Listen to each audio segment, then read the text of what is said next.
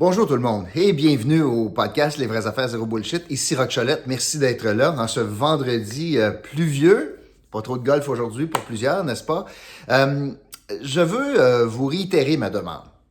Honnêtement, là, si vous pouviez en fin de semaine, si vous écoutez le podcast, puis vous avez un petit peu de temps, partagez sur vos réseaux sociaux le podcast, puis abonnez-vous à la chaîne. Vous pourriez activer la petite cloche qui ferait en sorte que dès qu'on publie un podcast, c'est à peu près vers 6h moins quart le soir qu'on fait ça, à tous les soirs, bien, vous allez avoir un avis, une notification à l'effet qu'il y a un nouveau podcast de disponible. Ça, c'est la première chose. L'autre chose, n'oubliez pas, je vais vous donner un indice à la fin du podcast que vous allez inscrire dans les commentaires sur YouTube sous le podcast. Puis dimanche, on va faire tirer 100$ cash, 100$ comptant. Je veux aussi vous offrir 15% de rabais si vous achetez des produits chez Hyperform Nutrition. C'est 2 boutiques ici à Gatineau, très, très reconnues, des experts dans le domaine. C'est des suppléments alimentaires. Puis ça s'adresse pas juste là à monsieur, madame Muscle. Là. Non, non, arrêtez de penser ça. Non, non, non, non. Bien sûr, il y a des produits pour les gens qui s'entraînent. Il y a des produits aussi pour ceux, par exemple, qui font de la course, qui font de l'endurance. Et des produits pour cela, des gens aussi simplement pour des questions de santé, simplement pour, par exemple, des questions aussi de perte de poids. Donc, tout est là sans aucun problème. Notamment, je me rappelle, moi, dans le temps où Vincent jouait puis jouait junior, puis bon, junior majeur, puis dans les formations de nutrition, pas formation, mais le coaching de nutrition qu'il recevait, souvent, on demandait aux athlètes de manger des greens, pas juste des légumes comme ça, mais un supplément de greens. Puis ça me fait penser, ce genre de conseils et de suppléments, c'est disponible chez Hyperform Nutrition. D'ailleurs, vous utiliserez le code ROCK15, vous allez avoir 15% de rabais sur votre achat en ligne. Aujourd'hui, je veux vous parler d'un sujet, puis je m'avance sur quelque chose, ça fait longtemps que je veux vous parler de cela. Et je veux tout de suite vous dire que je n'ai pas d'intérêt personnel dans ce que je vais vous expliquer. Dans le sens que je ne suis pas propriétaire de logement. Je n'ai pas de locataire qui me verse un loyer à chaque mois. Fait que je suis complètement dégagé de cela. Mais je veux vous parler de ce qui s'est passé cette semaine sur l'histoire de la crise du logement au Québec. Sur le fait que le premier ministre a dit que ça coûtait quoi, 500, 600 jusqu'à 1000$ se loger à Montréal.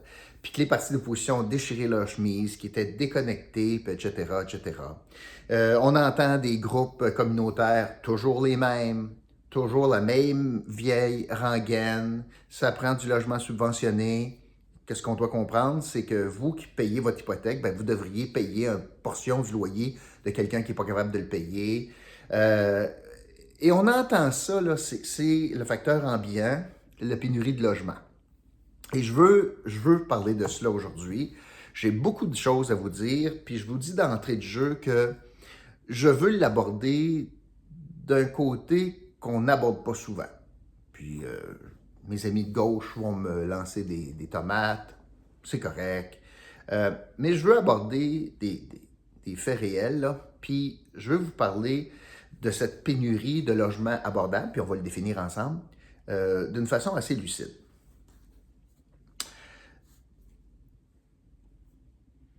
Tout d'abord, je pense qu'on doit reconnaître que, avec des taux de vacances de, par exemple, à Gatineau 2020, de 1,6% de vacances, c'est excessivement faible. Il n'y a pas beaucoup de logements disponibles. Si je fais une comparaison en passant avec Ottawa, pour la même période, le taux de vacances était à 3,9 à Ottawa.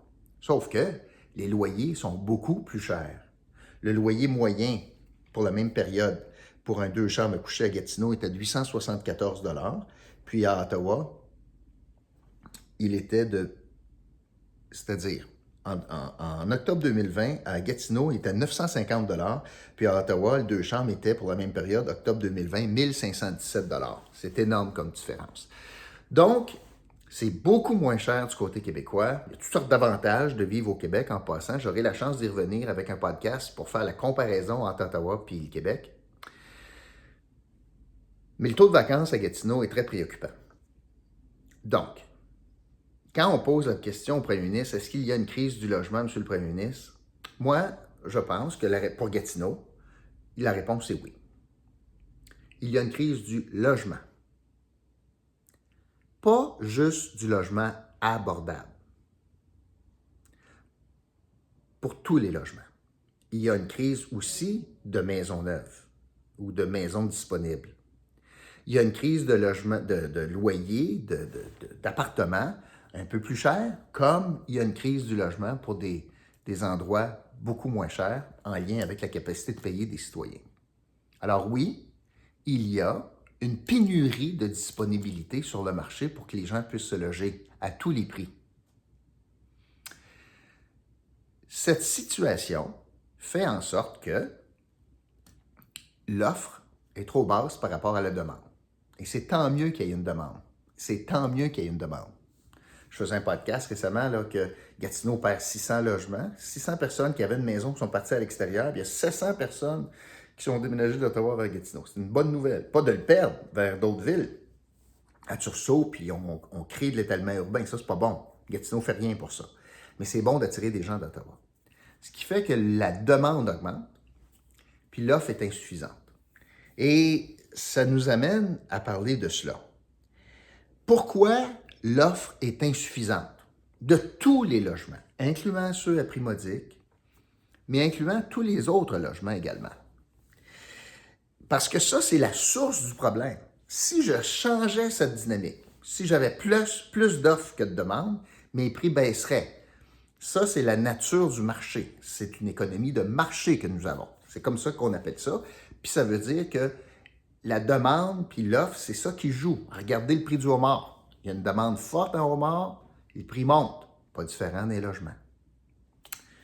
Regardez le bois. Présentement, il y a une forte demande, il n'y a pas d'offre, le prix monte. C'est la même chose. Quand on regarde quels sont les facteurs qui font en sorte qu'il n'y a pas suffisamment d'offres, bien, puis après ça, je vais vous parler du prix, parce qu'il y en a qui sont offerts et les prix sont chers. Mais pourquoi il n'y a pas suffisamment d'offres? Bien, il y a toutes sortes de facteurs qui font en sorte qu'il n'y a pas suffisamment d'offres. Parmi les premiers facteurs qu'il faut reconnaître, c'est la difficulté d'obtenir des permis de construction à Gatineau. Le premier grand responsable de la hausse des prix des logements à Gatineau, le premier grand responsable, c'est la ville de Gatineau. En n'étant pas capable d'émettre suffisamment rapidement des permis de construction pour que les entrepreneurs puissent construire des logements. Je veux m'arrêter tout de suite. Si vous n'êtes pas d'accord avec la phrase qui suit, fermez le podcast. On ne s'entendra jamais.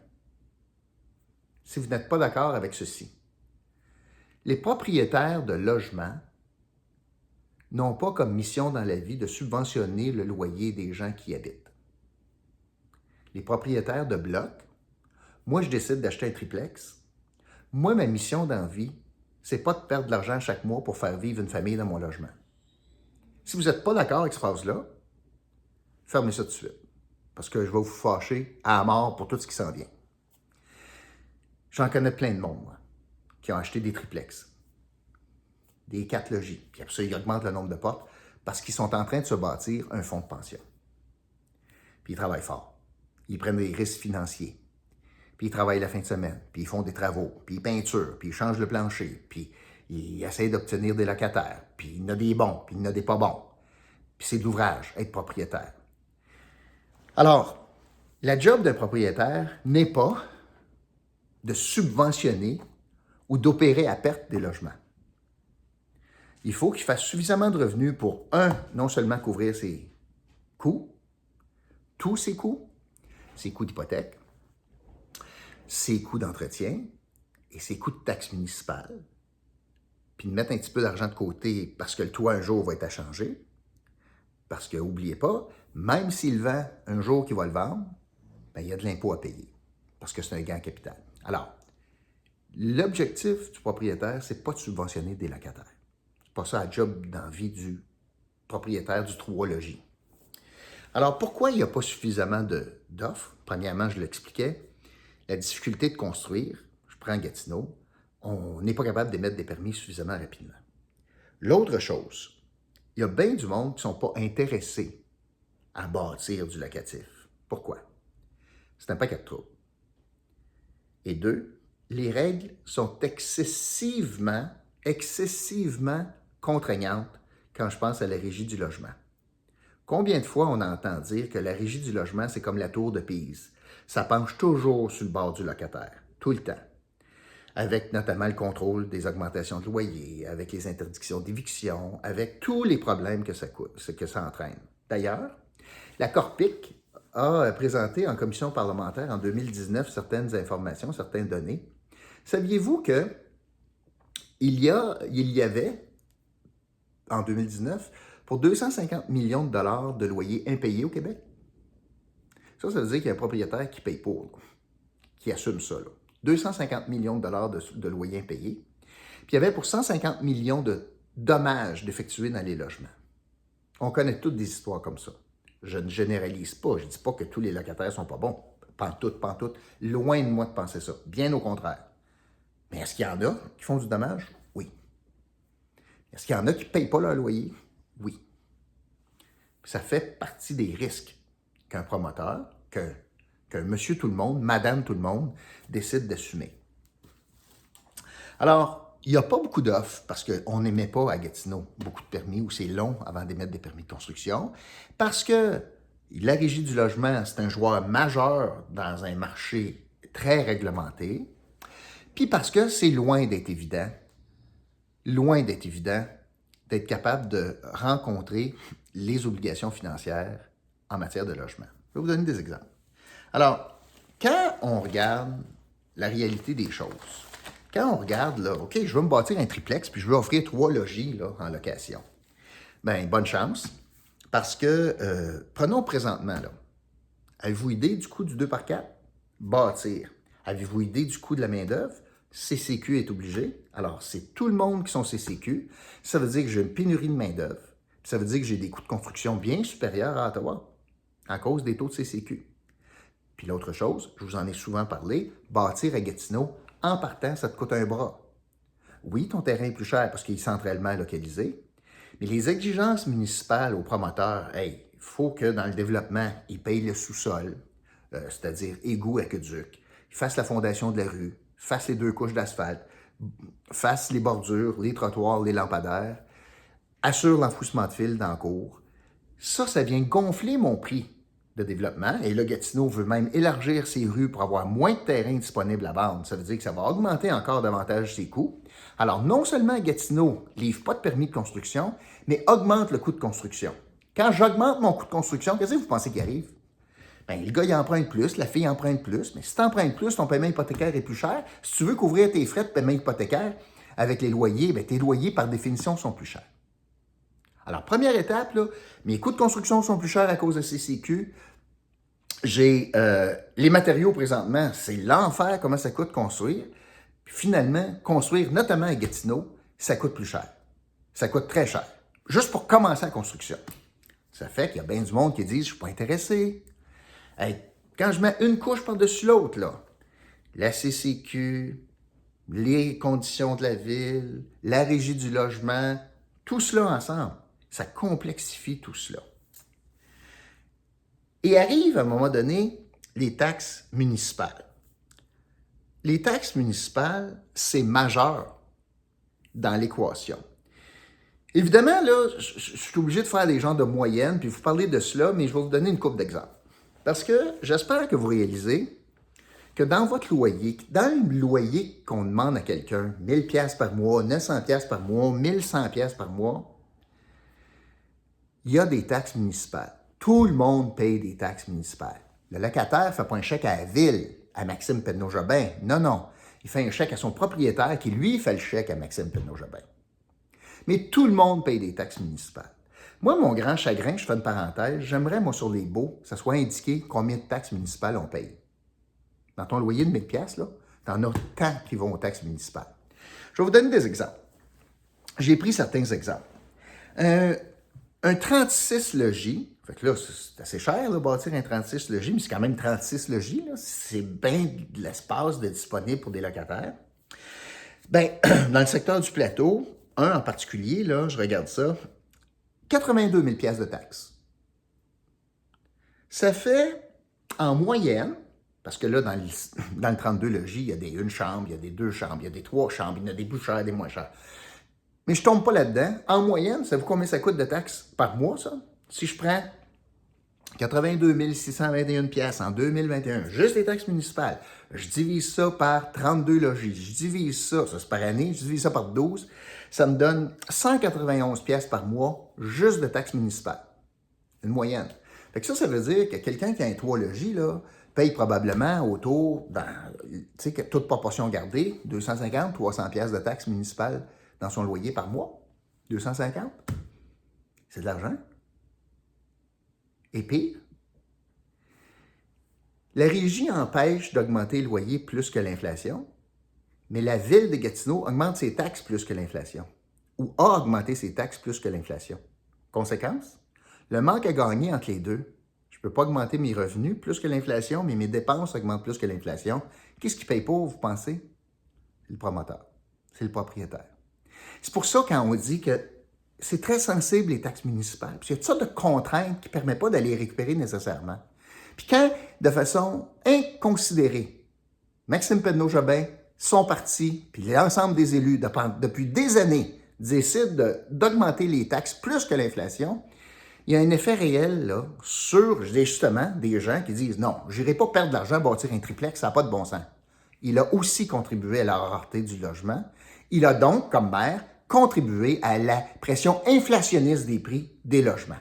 Puis après ça, il braille que sinon, il n'y a pas de logement abordable. Il est le grand artisan de tout cela, entre autres.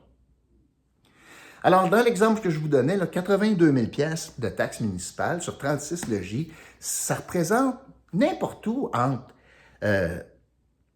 100, 200, 300 pièces par mois juste en taxes municipales sur ton loyer, que le promoteur fait juste prendre ça, puis c'est une boîte aux lettres. Là. Il collecte, puis il envoie la facture, il envoie le chèque à la ville. Alors, ça, c'est assez majeur. Les taxes municipales dans le calcul. D'ailleurs, quand je vous parlais de la rareté de l'offre, c'est également vrai dans les ventes, dans les produits mis en vente. Il y a, vous le savez, il y a une bulle présentement immobilière, ce qui n'est pas bon. Les valeurs sont artificiellement élevées, il y a de la surenchère, etc., etc. Mais il y a quelqu'un qui va acheter un triplex dans une surenchère. Puis s'il achète un triplex ou un 4 ou un 6 ou un etc., il va être obligé de refléter cette nouvelle valeur marchande-là dans ses loyers. C'est drôle. Gatineau est bien contente que les prix augmentent comme ça, parce que les droits de mutation sont plus chers et les taxes municipales sont plus chères. Quand on va faire la réévaluation de tout cela. Je vous donne un exemple. Présentement, il y a sur le boulevard La Vérandrie Ouest un quadruplex à vendre. C'est le 637. La Vérandrie Ouest, il y a une chambre, puis il y a deux chambres. Prix demandé, 819 900. Je fais ça bien fait, là. Admettons que tu t'en vas chercher ton hypothèque. Je ne vous parle même pas du montant comptant que tu mets, le cash. Je ne vous parle même pas des droits de mutation qui seraient de 10 714 sur cette transaction-là. Je ne vous parle même pas de ça. Si j'hypothèque ce montant-là, ça coûte 921 pièces par mois par logis. Parce que le montant hypothécaire, c'est 3 686. Je fais ça rapidement, là, par mois. 921 par mois. Les taxes municipales actuelles, sur une petite valeur de 500 avec le rôle d'évaluation au municipal, 137 pièces par mois. Essentiellement, ces loyers-là sont loués à 828 en moyenne par mois. Si j'achète à 819 000 pièces le quadruplex, puis je garde les loyers à 828 pièces, je fais un trou de 230 pièces par mois par logis. Je n'ai pas payé d'assurance, je n'ai pas déneigé, je n'ai pas entretenu, je n'ai pas un fonds de réserve pour changer le toit dans 10 ans, j'ai rien de ça. Puis à chaque mois, je perdrais comme propriétaire du quadruplex, puis j'aurais investi, là, j'aurais mis ma tête sur le bio pour 819 000 pièces, j'aurais sorti 41 000 pièces cash, j'aurais payé 10 000 pièces en droits de mutation, j'aurais mis ma tête sur le bio, puis je perdrais par logis 230 pièces. Ça, à toi et moi, x 4. Après ça, on se demande, pourquoi il n'y a pas assez de logis? Pourquoi il n'y a pas assez de logis? C'est parce qu'on a des conditions de marché présentement là, qui ne sont pas propices à ça. L'autre chose que je veux vous parler, un autre effet de ça, une autre réalité de ça. Les bien-pensants groupes communautaires de ce monde disent aux gens qui veulent déménager, puis là, on a la bougette, nous autres. Hein? 1er juillet, tout le monde veut déménager. On déménage beaucoup plus qu'ailleurs au Canada. Mais là, on dit aux gens, écoute, si tu veux déménager, dis pas que tu t'en vas, libère pas ton logement, quitte pas ton logement, dis pas que tu t'en vas tant que tu n'as pas signé un nouveau bail. Ben, qu'est-ce que ça fait, ça? C'est que la même personne, dans le fond, attache 2 logements. La Corpic expliquait ça comme si tu faisais la chaise musicale. Ben, quand tu fais la chaise musicale, si tu veux jouer pour le vrai, il faut que tu te lèves, puis tu marches autour, tu essaies de trouver une chaise. Les groupes communautaires, ce qu'ils disent, c'est non, reste assis sur la chaise, puis magasine-en une autre chaise. Fait que la même personne en aurait 2. Ça fait qu'il y a moins de disponibilité, parce qu'il n'a pas libéré son appartement. Cet appartement-là n'est pas sur le marché, ce qui fait que j'ai plus de demandes, pas beaucoup d'offres. Ce qui arrive, c'est les prix montent. C'est tout un cercle vicieux. Alors, et l'autre aspect, c'est que le gouvernement n'arrête pas de lancer des signaux, notamment cette semaine, qu'on va, nous autres, bâtir des logements à prix modique. Il y a 2 écoles de pensée, bonne puis mauvaise idée. Bonne, c'est parce que là, c'est pas au gré du vent, puis c'est pas au gré du marché. Puis l'État fait ça avec l'office municipal. Ceux qui disent que ça n'a pas de bon sens, ben, c'est parce que le coût de construction est très, très, très cher quand c'est l'État qui bâtit des logements.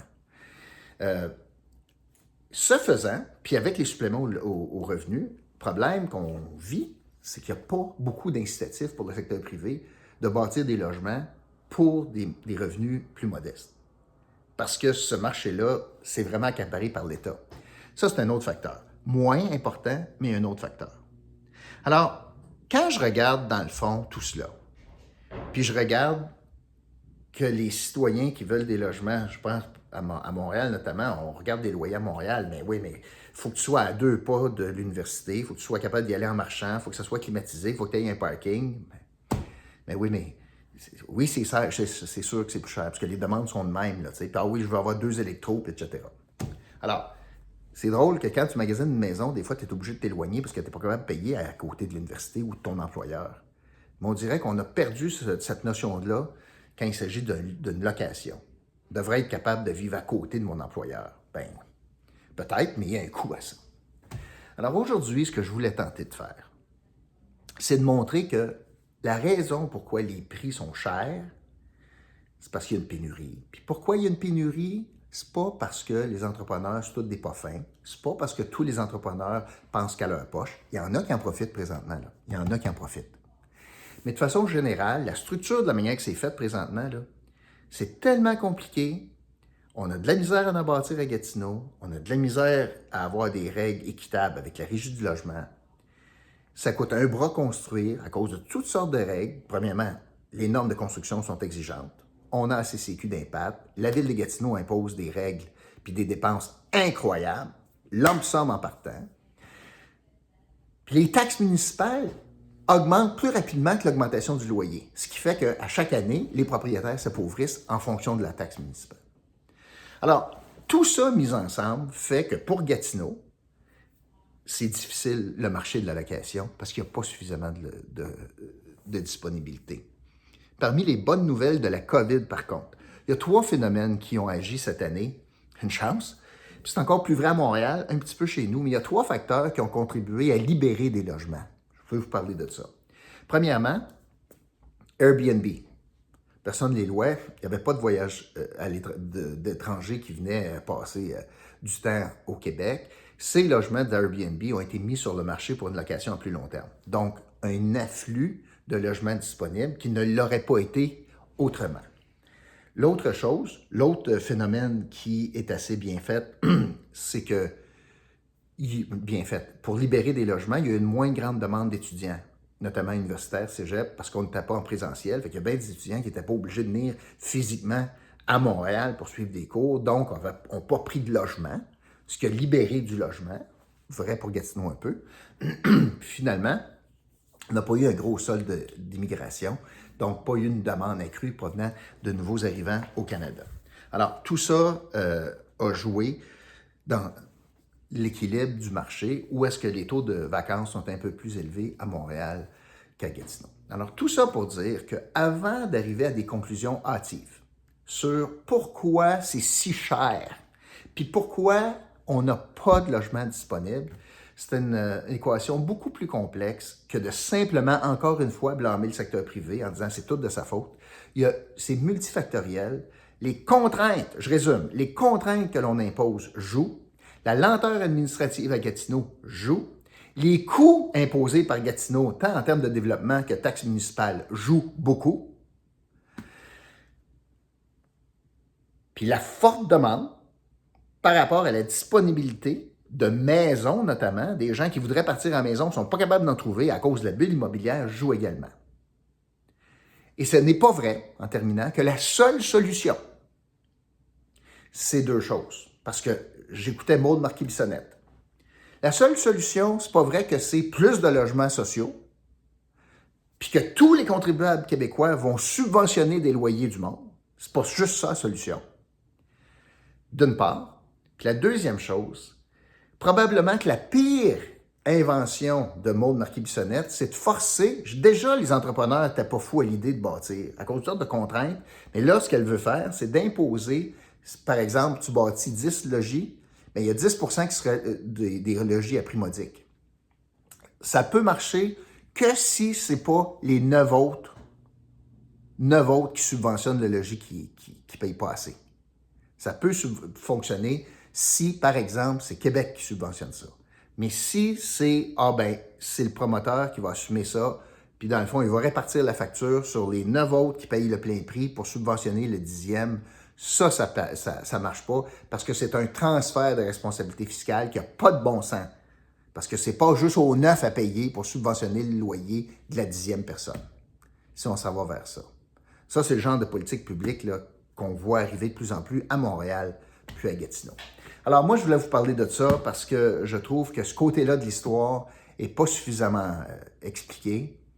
Que vous soyez d'accord avec moi ou non, c'est correct, il n'y a pas de problème, mais les chiffres ne mentent pas. Allez le voir, là. 637 de la Vérandrie Ouest. Vous, est-ce que vous achèteriez ça pour 819 000 si vous avez des loyers de 828 par mois? Pas sûr, hein? Ben, c'est ça, pas sûr. Aujourd'hui, l'indice du jour, c'est le mot loyer. Aujourd'hui, l'indice du jour, c'est le mot loyer. Merci beaucoup d'avoir été là, puis je vous retrouve lundi pour un autre podcast, Les vraies affaires zéro bullshit. OK? Salut tout le monde.